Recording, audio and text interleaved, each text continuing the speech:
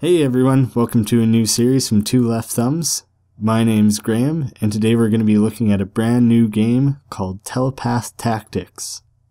Just as a small heads up and a bit of an apology, we actually lost our original live audio recording. We still have the original video, so I'm just going to chop that up and record over top of it. Unfortunately, we'll lose some of that genuine first impression sort of feel, but you'll get the gist of it.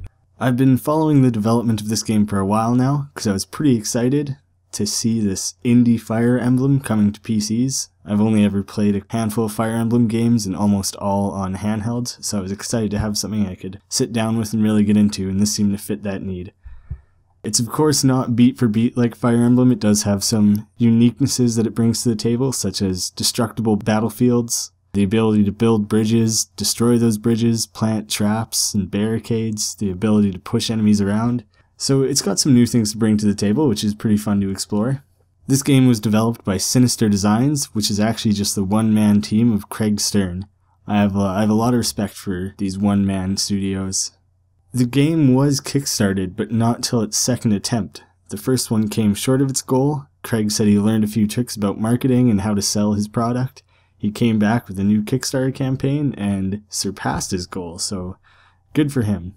Kirk and I played through the tutorial originally, but I'm just going to give you the crash course through it, so hey, benefits of recording later. You don't have to sit and watch the whole thing. Most of this should be pretty familiar to people who've played Fire Emblem, Advance Wars, Banner Saga, XCOM, anything like that. It all follows a pretty similar formula. Left click to select your character, right click to look at more advanced options. Those blue tiles on the ground are showing how far you can move that turn. This series has something that Fire Emblem does not, which lets you move a space, perform an action, and then move again if you still have the stamina. Pretty simple, we're both using swords, just go up alongside one another and attack. There's red squares that will show the range of your attack.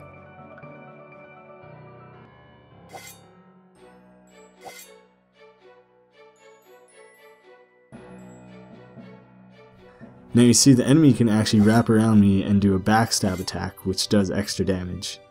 So there's some strategy involved in making sure you got your back covered whenever you can. The next part of the tutorial shows you how to interact with the environment, which is unique to this game. You can do simple things like bash a bush to get rid of it, and then maybe you can find treasures inside. You won't automatically pick these things up once you're on top of them, you have to grab them. Grab the sack. Once you pick up new items, you can view them in your inventory. Pretty standard RPG business. The space of the screen isn't used particularly well here, there is a lot of black, but that isn't really the case in the full game. It mostly seems to be something just within the tutorial. Another unique mechanic of Telepath Tactics is that you can shove enemies. So for example here, you can shove this guy into the water and he'll slowly take damage for as long as he's stuck in there. And seeing as this is Telepath Tactics, there are mentalist units which do use telepathy. From what I've seen of the game, it doesn't seem to be a big fan of diagonals, so you do have to get straight in line with things to pull it around. Give it a nice thrusty yank. There is energy you have to keep an eye on, so once you've used up that energy, you won't be able to use spells until it's regenerated.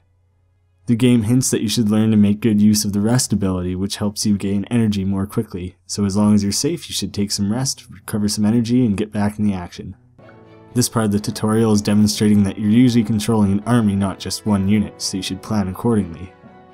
You need to be conscious of your unit's attack ranges, or else you might place them somewhere where they won't be of any use. Some enemies can actually heal, so when there's a narrow corridor from which you have to attack them, you need to line up your units accordingly to make sure they can all attack in one turn.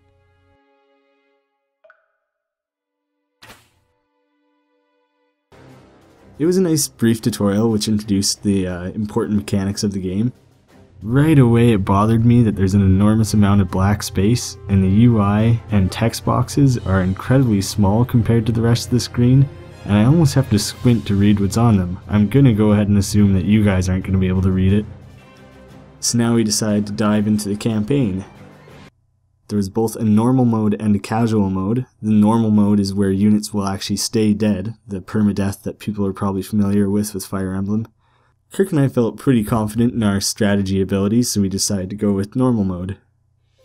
The game opens up with an introduction to some rather sinister looking characters. I don't actually want to stop and read the whole thing and feel a little awkward just sitting here reading it out to you, so I think I'm just going to skip over it for now, sorry about that. Here, one of our main characters, Emma, is being trained by this lizard man, Silphus. From what I've gathered, Hesh is some kind of swear word in this world. People seem to call each other Hesh a lot.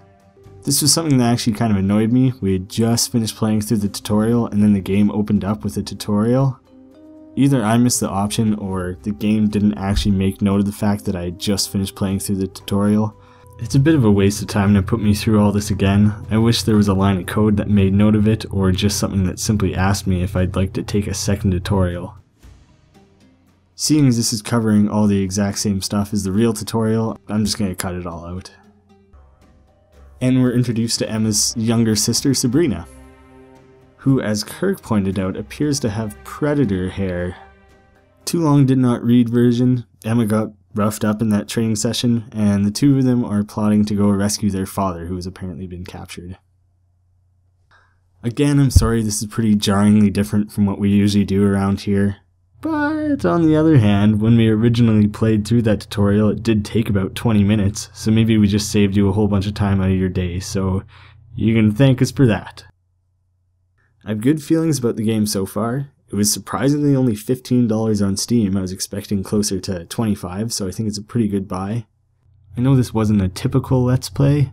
I still got to share some of my first impressions of the game. You got a really quick rundown of how everything works. And now if you're interested, you can watch future episodes where we comment on it live. So win-win, right? Thanks for watching, guys.